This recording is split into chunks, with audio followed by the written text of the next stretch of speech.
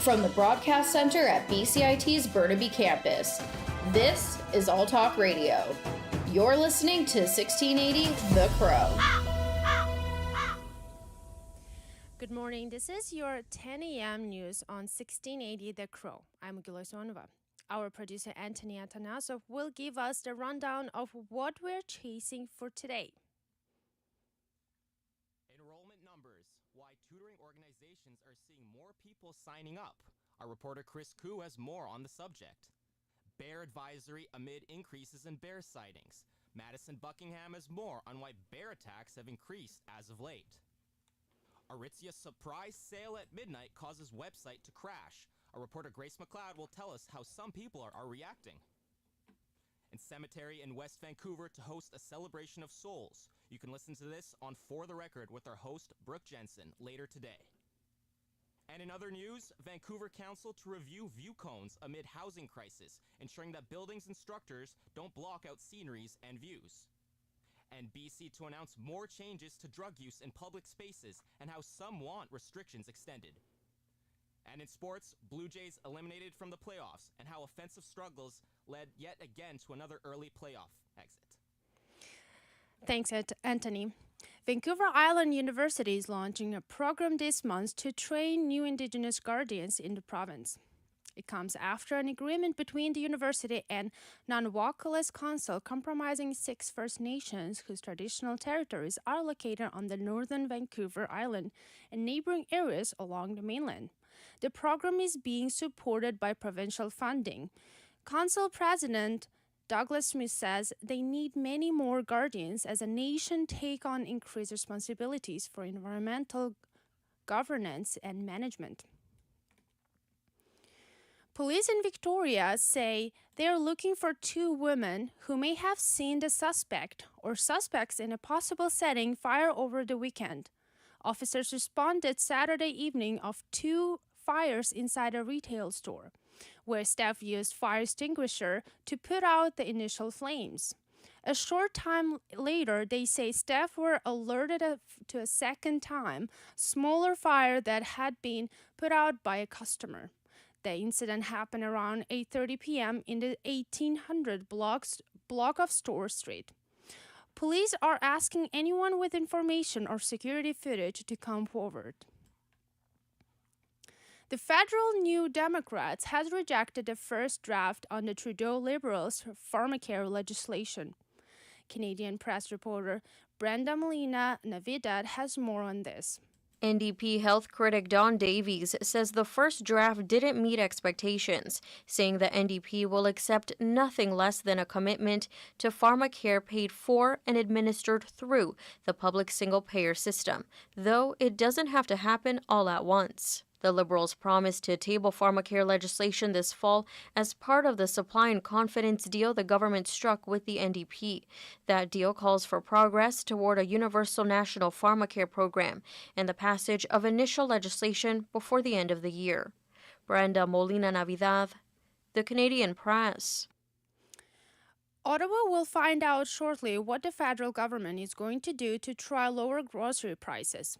Industry Minister Francois Philippe Champagne has called the afternoon news conference to announce the initial comments he has secured from the big grocery chains. The government gave grocery chains a deadline of Thanksgiving to stabilize prices and face consequences. Families are facing raising prices at the grocery store, and I would say you've seen it all faster than the overall rate of inflation. And that's what, when we say we need to help to stabilize price in this country, you have seen that, and certainly we've been engaging, and I can speak a bit more of that, with the 5 largest grocers in this country to really be part of that and be part of the solution that Canadians expect. Let's move on to weather. Today, weather is expected to start out cloud and then clear for up and a sunny afternoon. With a high of 17 to 23 degrees. This was your 10 a.m. news on 1680 The Crow. I am Gula Swanova.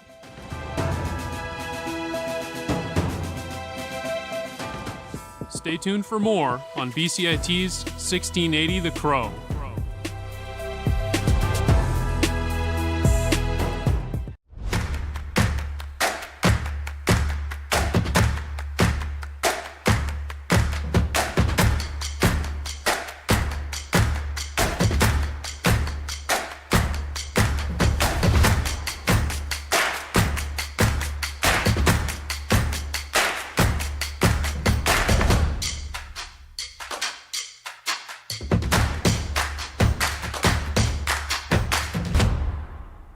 everything is changing to digital. Everything is online. People aren't just waiting for the 6 o'clock news anymore. People want their news right now. They want to be able to go onto their smartphone, onto the internet, and see the news that they want to see.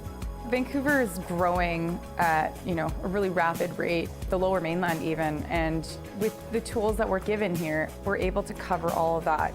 Welcome to BCIT Magazine. I'm Radhika Sikka-King. In the program, they really leave it up to you. I mean, the help is there when you need it, figuring out how to use the programs like Premiere, Audition, and figuring out how to use the cameras. But it's up to you to sort of experiment and figure out what you can do when you go out in the field. They brought candles and flowers to remember the student who lost her life yesterday. Theresa May says the international community condemns Moscow. They really make sure that you know the basics and you are able to put out a quality product. I'm Brady Tretnero. And I'm Radhika Sikka-King. Thank you for tuning in to BCIT Magazine.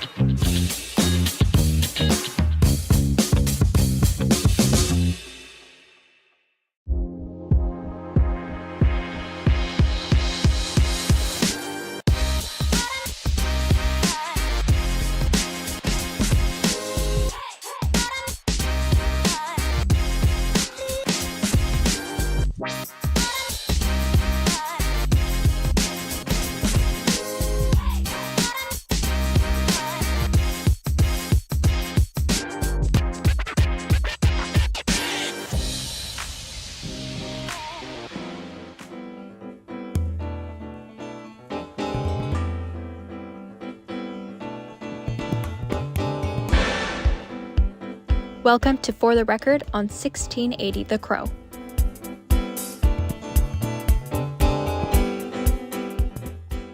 With Halloween less than a month away, people from all over are looking for something to get them into the spooky spirit. Haunted attractions are one of the most popular ways to do that. So today we're talking to Amir Mann.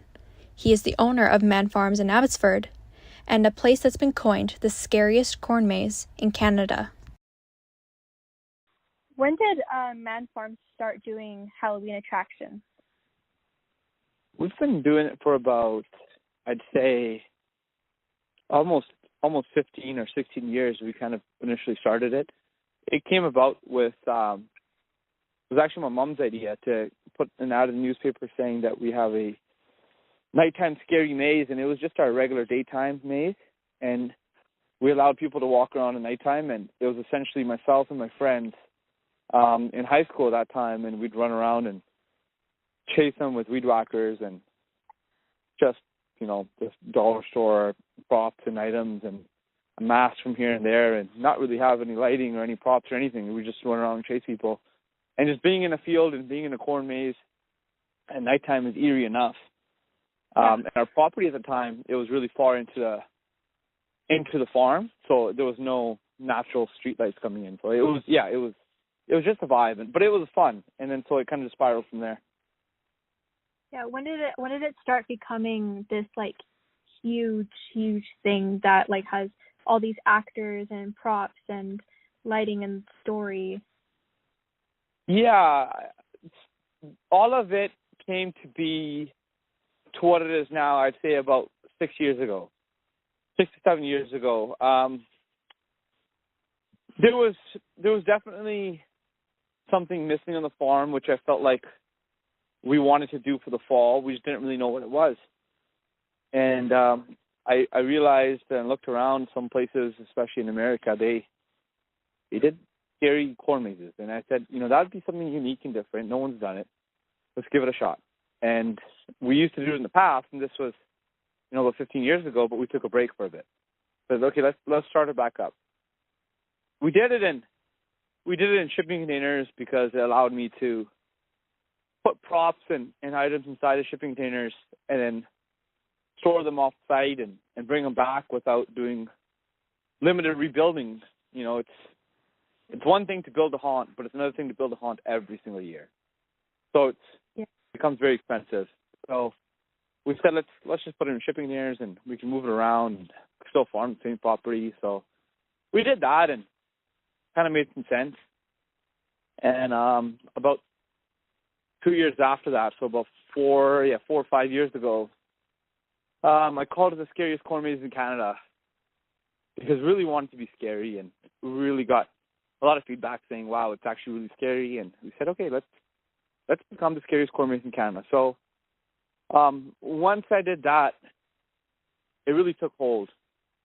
And it took hold in the community, and a lot of great people joined the team, and that allowed us to do more and provide more for our customers and learn how to create an acting team and learn how to do props and travel the world. So I started traveling the world, and that was about 5 years ago or so, 4 to 5 years ago. And then every single year, we've been just having the compounding effect of taking people's feedback and doing more of what people like and less of what they don't. And that's allowed us to grow to who we are now and provide a one-of-a-kind experience. Yeah. Whereabouts did you guys travel? A lot of America, a lot of England, but mostly America. Our culture in Canada, I would say it's a little tame. It's not like the Wild West sometimes you can experience in some places in the States. And, Pennsylvania, Philadelphia, St. Louis, Missouri, like these are just some of the areas where haunting, or New Orleans and voodoo and that type of culture is very strong, and it's been around for generations. And it's kind of built into their day to day, and it's been something that eye-opening experience to go see how amazing some of these farms and businesses are, and we strive to be one of those in Canada. Yeah. The States goes crazy for Halloween in a lot of places. Yep. So how do you come up with the themes that will be each year? Like this year, it's the the witching hour and each kind of like the slaughterhouse, it all kind of ties back into that theme. How do you come up with that? We try to be authentic to who we are, and we want to be as true to ourselves as possible, and we're not an alien haunt. We're not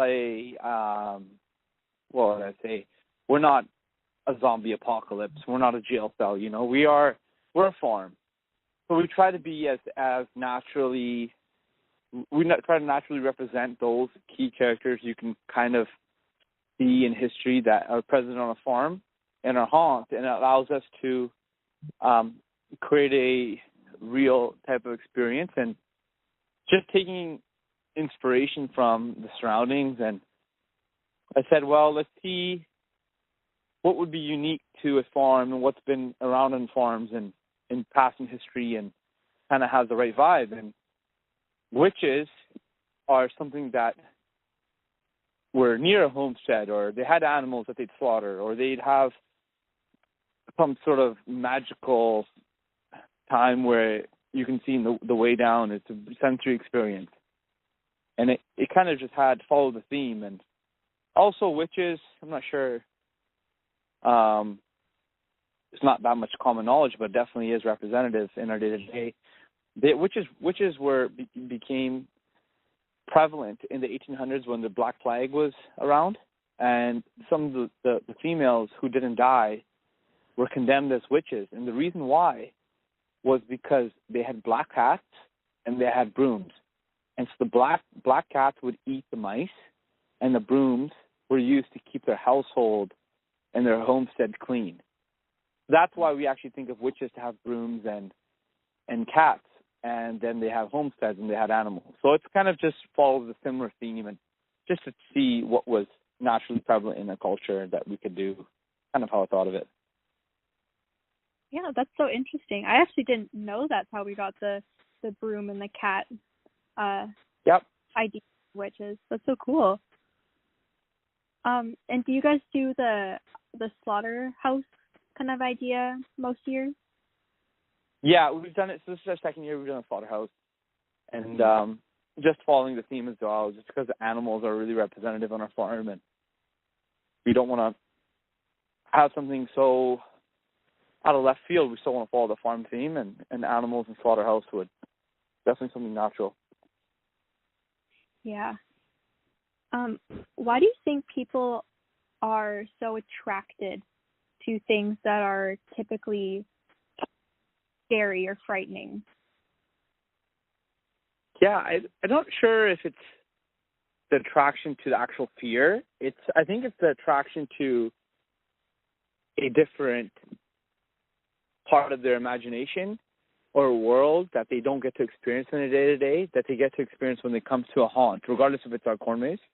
So it could be even another haunt that you've ever been to. It's just being in that moment for those 10 minutes or 20 minutes or an hour to walk through that experience, which takes you out of your current day-to-day monotony.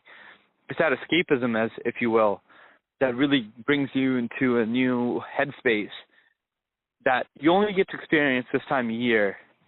And yeah, there is some, dark arts and kind of other side of the grass type of feeling, which is you don't really get with other holidays because they're so, I'd say, not uplifting, but more bright and colorful, where this is kind of dark and underground and different. Yeah. Do you love typical Halloween scary stuff? I like to have fun.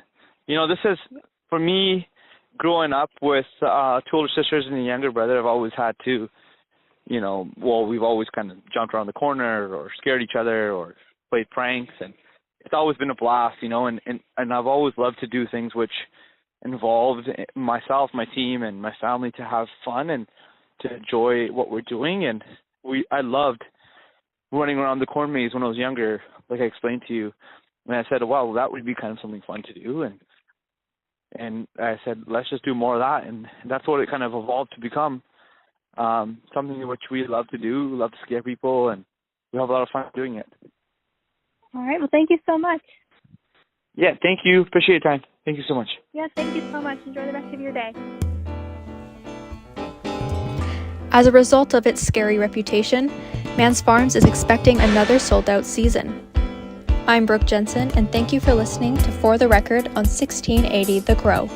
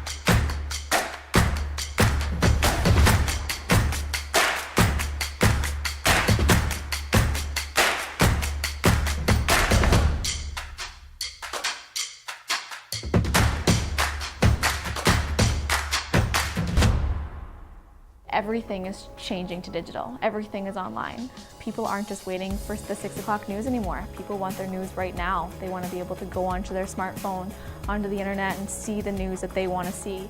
Vancouver is growing at, a really rapid rate, the Lower Mainland even, and with the tools that we're given here, we're able to cover all of that. Welcome to BCIT Magazine. I'm Radhika Sikakane. In the program, they really leave it up to you. I mean, the help is there when you need it, figuring out how to use the programs like Premiere, Audition, and figuring out how to use the cameras. But it's up to you to sort of experiment and figure out what you can do when you go out in the field. They brought candles and flowers to remember the student who lost her life yesterday. Theresa May says the international community condemns Moscow. They really make sure that you know the basics and you are able to put out a quality product. I'm Brady Tretnero. And I'm Radhika Sikakane. Thank you for tuning in to BCIT Magazine.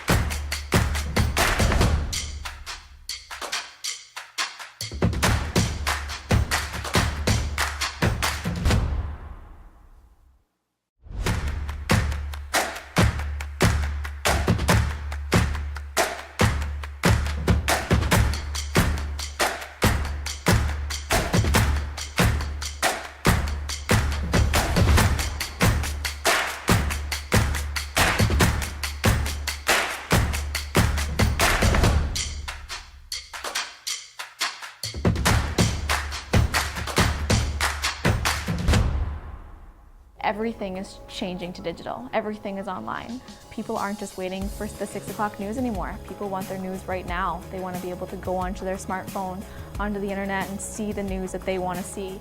Vancouver is growing at, a really rapid rate, the Lower Mainland even, and with the tools that we're given here, we're able to cover all of that. Welcome to BCIT Magazine. I'm Radhika Sikikane. In the program, they really leave it up to you. I mean, the help is there when you need it, figuring out how to use the programs like Premiere, Audition, and figuring out how to use the cameras. But it's up to you to sort of experiment and figure out what you can do when you go out in the field. They brought candles and flowers to remember the student who lost her life yesterday. Theresa May says the international community condemns Moscow. They really make sure that you know the basics and you are able to put out a quality product. I'm Brady Tretanero. And I'm Radhika Sikikane. Thank you for tuning in to BCIT Magazine.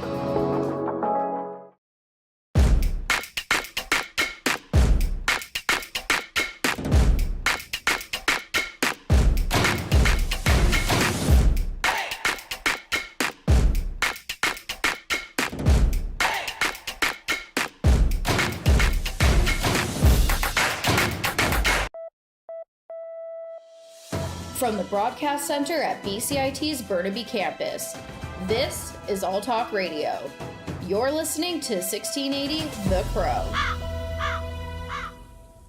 Good morning, everyone. My name is Nicholas Poitras, and this is your news at 10:30. Provincial officials are set to announce changes to regulations on the public use of illicit drugs this afternoon. Premier David Eby and Public Safety Minister Mike Farnworth are scheduled to speak at 11 a.m. Last month, the provincial government announced it would recriminalize possession within 15 meters of what is described as child-focused spaces like playgrounds and wading pools. The government did a full decriminalization of drugs back in late January.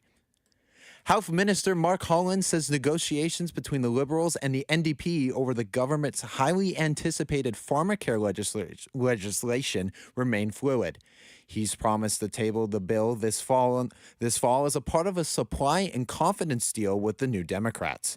NDP health critic Don Davies says his party has been clear about what they want to see, and the Liberals haven't yet met those expectations. What I'd like to see is single payer. I'd like to see a commitment to medication, to essential meds. I'd like to see those deadlines enshrined in legislation. Right now, they're just in a political document. I'd like to see them put into law. In addition to the promised legislation, the government has promised the NDP it will compete a national list of approved drugs and launch a Canadian drug agency by June 2025. A Transportation Safety Board of Canada report says an undetected broken rail led to a fiery train derailment in Saskatchewan in 2019 that spilled about 1.77 million liters of oil. The train was traveling east near Guernsey, roughly 115 kilometers southeast of Saskatoon, when the crew noticed a gap in the rail and emergency brakes were applied. Shortly after, the crew saw a large explosion behind them and 33 cars derailed. The report says the rail had likely failed under a previous locomotive and the train's speed more than 70 kilometers an hour contributed to the large number of cars that derailed and broke, spilling the oil. Industry Minister François-Philippe Champagne is preparing to announce the initial comments he has secured from grocers to lower prices. Major grocers around Canada were called from the Liberal government last month to present a plan to stabilize prices by Thanksgiving. Champagne has also called an afternoon news conference to announce the initial commitments he has secured from the big grocery chains.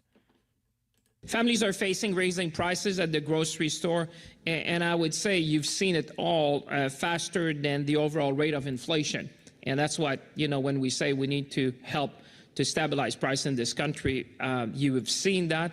And certainly we've been engaging, and I can speak a bit more of that, with the 5 largest grocers in this country to really be part of that and be part of the solution that Canadians expect. Major grocers around Canada were called from the Liberal government last month to present a plan to stabilize prices by Thanksgiving. An accountant who prepared Donald Trump's financial statements is back on the witness stand for a 4th day in the New York civil trial. Trump himself didn't attend the proceedings Thursday, who had chosen to be at previous 3 hearings. The business fraud trial stems from New York Attorney General Letitia James' lawsuit alleging that Trump and his business ginned up financial statements that vastly overvalued Trump Tower, Mar-a-Lago, and other assets. Trump denies of any wrongdoing. A Russian rocket struck a village cafe this morning, killing at least 51 civilians, one of the deadliest attacks in the war in this month. Some 50 European leaders have gathered for a summit in Spain to stress their support for Ukraine. The sign of support for the embattled country comes at a time when Western resolve appears to be somewhat weakened. As he arrived in Granada for the summit, Ukrainian President Volodymyr Zelensky told reporters, "Main challenge is what we have, that is to save unity in Europe." The election of a pro-Russian candidate in Slovakia, combined with Hungary's resistance to fully back Ukraine, have cast an increasing shadow on Europe's commitment. Support from Europe has become all the more important after the US Congress left off billions in funding for Ukraine's war efforts that the White House had vigorously backed. I'm Karen Chamas. And on to the weather. Vancouver's clearing up today, but mostly cloudy at 14 degrees. That was your news at this half hour. I'm Nicholas Poitras, and you're listening to 1680 The Crow. Stay tuned for more on BCIT's 1680 The Crow.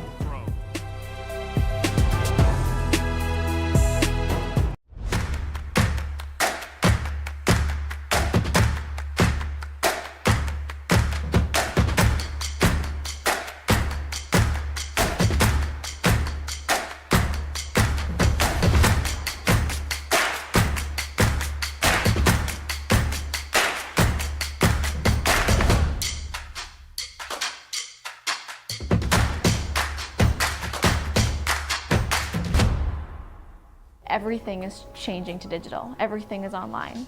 People aren't just waiting for the 6 o'clock news anymore. People want their news right now. They want to be able to go onto their smartphone, onto the internet, and see the news that they want to see. Vancouver is growing at, a really rapid rate, the Lower Mainland even, and with the tools that we're given here, we're able to cover all of that. Welcome to BCIT Magazine. I'm Radhika Sikakane. In the program, they really leave it up to you. I mean, the help is there when you need it, figuring out how to use the programs like Premiere, Audition, and figuring out how to use the cameras.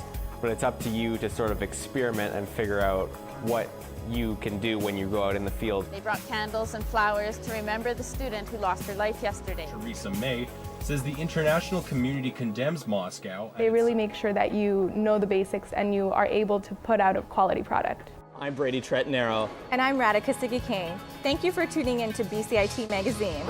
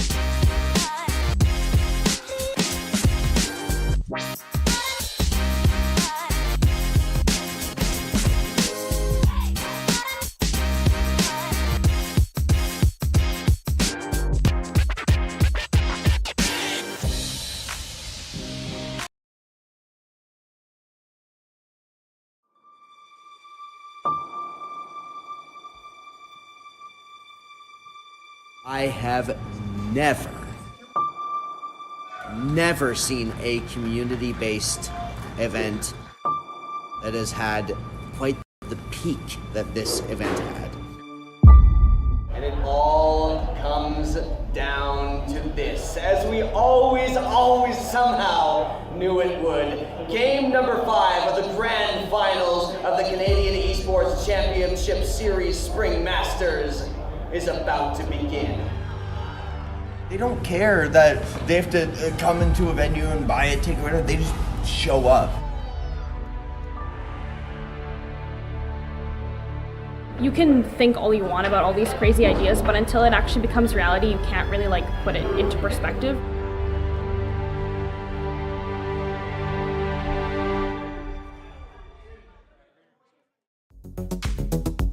Esports are competitive video games, but they can come from a casual or professional background. In recent years, professional esports teams and groups have become larger and more prevalent, making community-based events more needed than ever. CECS is one such organization, started as an attempt to legitimize non-profit esports and build community around it. My name is Melanie Penner. I am the CEO of Manitoba Esports Association, and I'm commissioner of the Canadian Esports Championship Series. We're not a professional, or we try to be professional, but we're not a big organization. We're all grassroots, all nonprofit, and the reasoning behind CECS and what we've tried to do is make it very grassroots focused. We're focusing on community. For an in-person spring event, CECS is running a tournament for Valorant, a popular team-based shooter game that pits 2 teams of 5 players against each other. Teams have a specific objective they must complete to win a round, either as the attacking or defending team. The first team to win 13 rounds wins the match. We like to put on a show where we have 2 teams that are featured on a stage and people cheering for them. It's a diverse group of people that are being given an opportunity to shine, to be given a platform, and I think it's just kind of not as represented, and we want to represent those folks who are just as important as everybody else. The esports industry can be broken into 3 tiers. Tier 1 is the professional commercial level, with the largest production budgets, the highest skilled players, and typically the largest audiences. Tier 2 is the college-university level, where schools will enter tournaments and competitions with student players, and university student clubs run the production side. Last is Tier 3, which is the smaller community level, often relying on volunteers to run the show.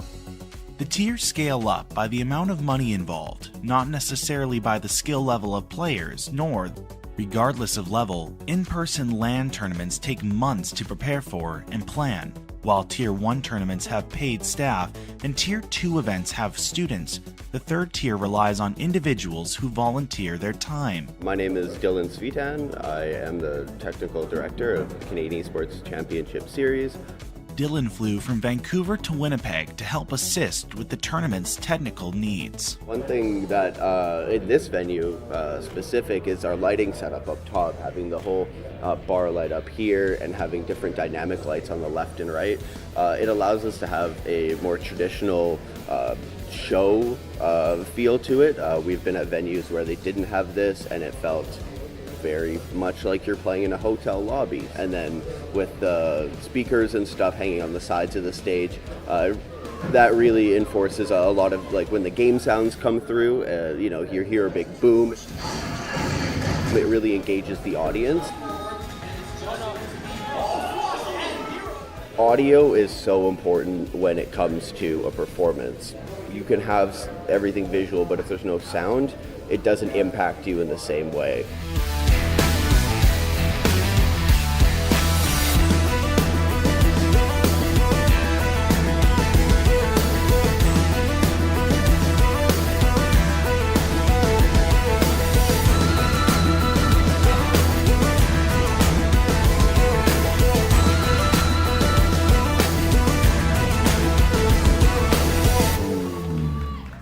A lot of work goes into making esports events live up to the hype.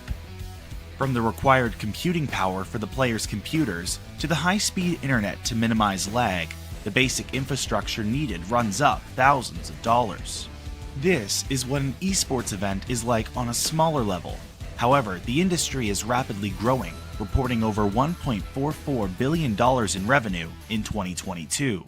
My name is Wes Rambo, and I used to work for CECS as a volunteer doing broadcast direction, creative direction, and these types of things. But this time I am a freelance caster and host hired to help out with this event. There's like a team of like 30 people behind me that are really helping make this event happen. It's not just me, it's not just Dylan, it's not just Jasmine, it's not just John, it's a whole slew of people. I'm just going to read it and then we're going to get right into the game. Welcome to the West End Cultural Center, home to some of the most legendary performances in the history of Winnipeg. This weekend it will be home to a kind of performance it has never seen. It relies a lot on a lot of volunteer work. It relies a lot on inexperienced people doing things for the first time and sort of one person taking on a number of different roles, which obviously is not ideal and sometimes can lead to very, very stressful situations, but it's just the nature of the beast. We have the people we have, so that's kind of how it has to go.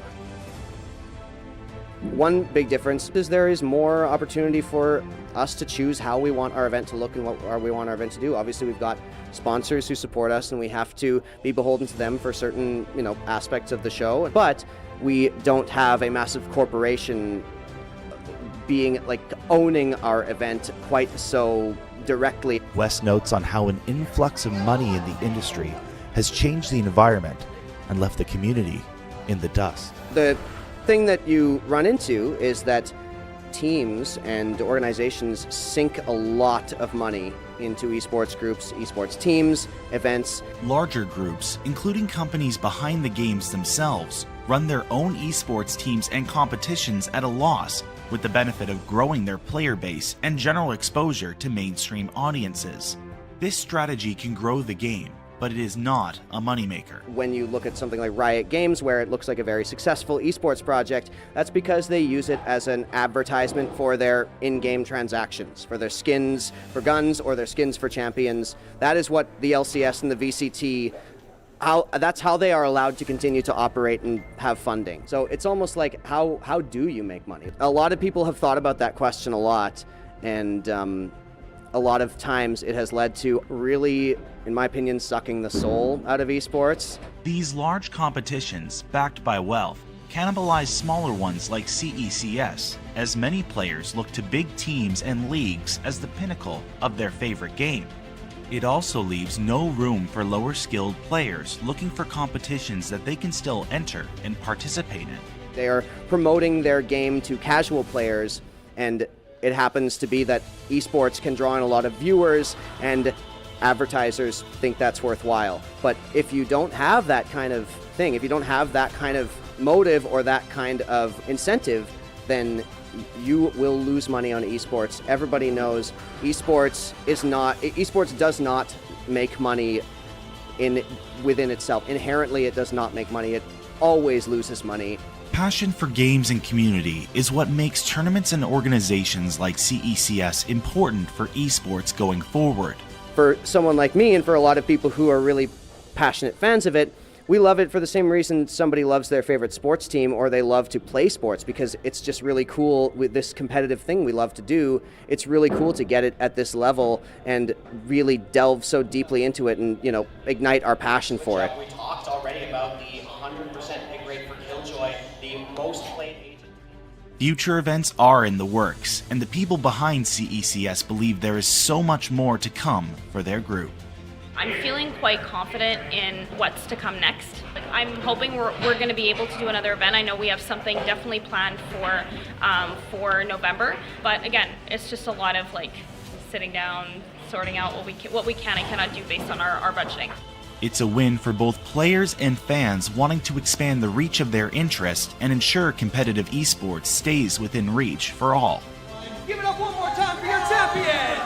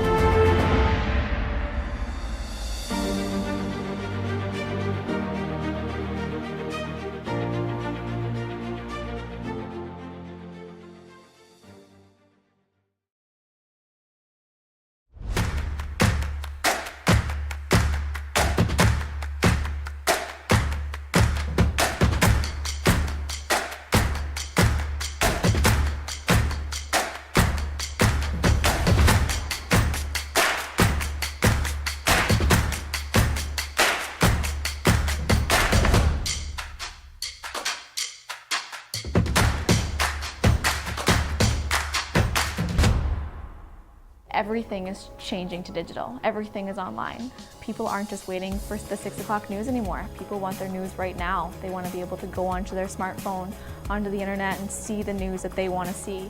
Vancouver is growing at a really rapid rate, the Lower Mainland even, and with the tools that we're given here, we're able to cover all of that.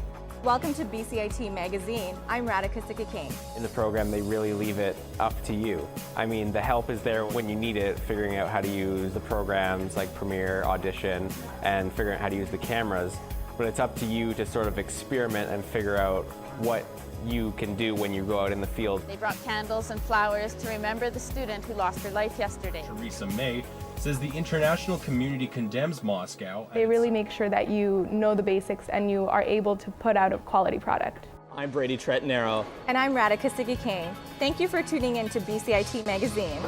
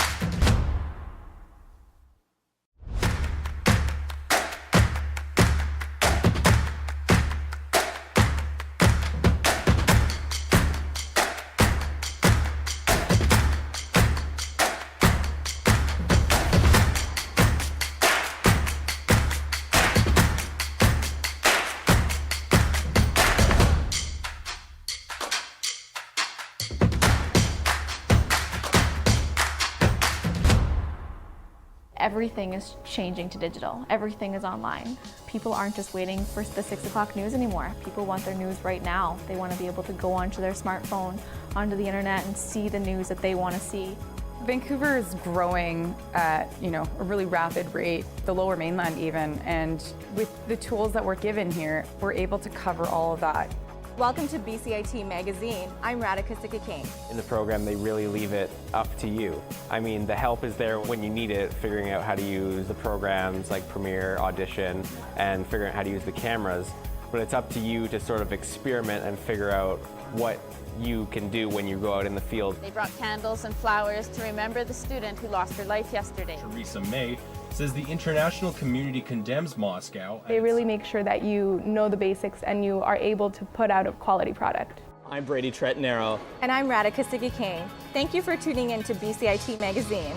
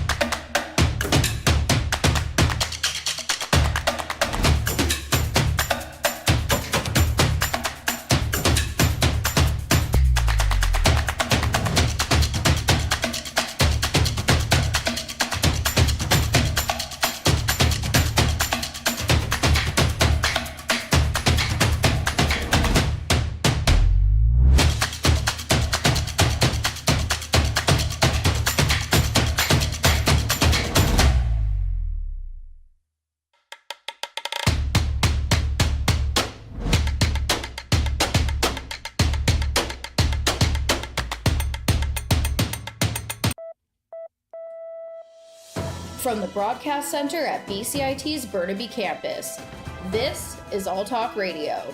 You're listening to 1680 The Crow. Good morning, I'm Gula Swanova, and you're listening to 11 a.m. news on 1680 The Crow. We'll find out shortly what the federal government is going to do to try to lower grocery prices. Industry Minister Francois Philippe Champagne told a conference in Ottawa this morning that he will reveal commitments that the big grocery chains are making. Rising grocery prices have been a major pain point for Canadians and tend to affect lower-income families who spend more of their income on food. Canadians are frustrated and they expect bold and decisive actions from each and every one of us. This is not just us as a government, but I would say it's us as Canadians where we need to tackle these things. And I think that we need to take, like I say, bold and decisive action. That's certainly what we intend to do. Health Minister Mark Holland says negotiation between the Liberals and the NDP over the government's highly anticipated pharmacare legislation remain fluid. He's promised to table the bill this fall as part of the supply and confidence deal with the New Democrats. NDP health critic Don Davies says his party has been clear about what they want to see, and the Liberals haven't yet met those expectations. In addition to the promised legislation, the government has promised the NDP it will complete a national list of the approved drugs and launch a Canadian drug agency by June 2025. What I'd like to see is single payer. I'd like to see a commitment to medication, to essential meds. I'd like to see those deadlines enshrined in legislation. Right now they're just in a political document. I'd like to see them put into law. The Premier Minister says he never meant to conflate those advocating for parental rights with people who are filled with the hate or intolerance. Justin Trudeau commented after saying on social media that Canada disapproves this hate and its manifestations following protests over how LGBTQ+ materials are handled in schools. Conservative leader Pierre Poilievre and the Muslim Association of Canada called on Trudeau to apologize to people who showed up to protest because of their religious beliefs. We will always stand against hatred and intolerance wherever and from whoever it comes. But anyone who's trying to politicize or spin this as an attack on one particular group is trying to divide communities against each other. A $1.2 billion deal to replace Calgary's aging Sandaldome with a new traditional hockey league arena could be finalized as early as this afternoon. The City of Calgary, Alberta government, Calgary Sports and Entertainment Corporation reached an agreement in principle in late April. The price tag for the project includes $800 million for the new arena, in addition to parking, transit improvements, a new community rink, and an enclosed plaza in the arena. Council's Event Center Committee is meeting this afternoon, and a news conference has been scheduled for this afternoon at Calgary City Hall with the Premier, Daniel Smith, Mayor Jody Gondek, and other officials. Lawyers for Donald Trump want to delay his classified documents trial in Miami until after next year's presidential election. The Associated Press reporter Jackie Quinn has more on this. Donald Trump's lawyers are asking Judge Aileen Cannon to postpone the classified documents trial, scheduled to begin next May, until at least November of next year. They say they haven't received all the documents they need to prepare his defense. The case stems from confidential records found at his Mar-a-Lago resort. The lawyers also cite scheduling conflicts with 3 other cases underway, including the New York business fraud trial, which Trump attended this week, blasting Stay Attorney tuned for General. more on BCIT's 1680 The Crow.